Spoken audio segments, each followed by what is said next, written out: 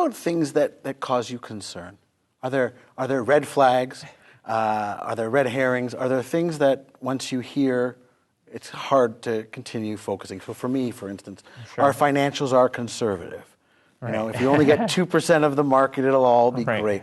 To me, that just shows a very low level of business acumen. And it may mean that there's just too much mentoring that's required.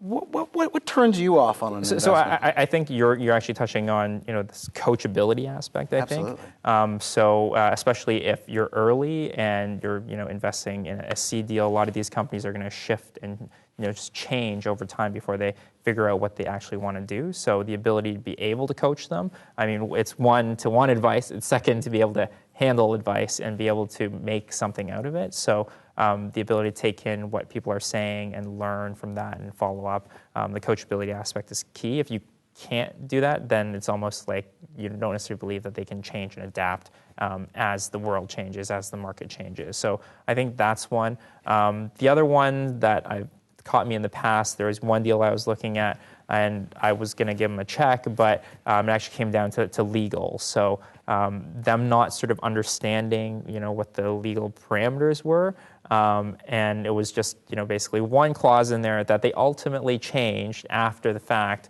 But for me, it was just hard in terms of the process of dealing with the legal acumen or their willingness in that case to understand my perspective as well.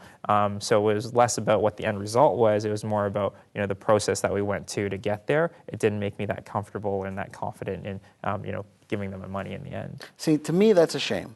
Because a quick Google search will find, Venture Deals by Brad Feld. And that's a great book. I totally recommend that. And to get past these things, like to not reach out and cover the things that you can know and only be left with the unknown, says something about the business. Absolutely. And it says so that something makes it makes it hard, to get the deal done. And you have lots of people that are obviously pitching opportunities. So that's one of the filters is if you can't get past the initial investment, what's your hope of being able to do that down the road when things get more complicated? Because arguably, like you said, there's lots of resources out there, and that's probably something that you can, just narrow down and kill within a single call. But for us, it was just something that nagged for a long time, and the process of getting through it, wasn't the experience that I certainly wanted it to be. Are there any other signals that you've become wary to look for? I think projections, of course. Projections, I think, at that stage are, close to useless, we'll say, because there's just no certainty in it.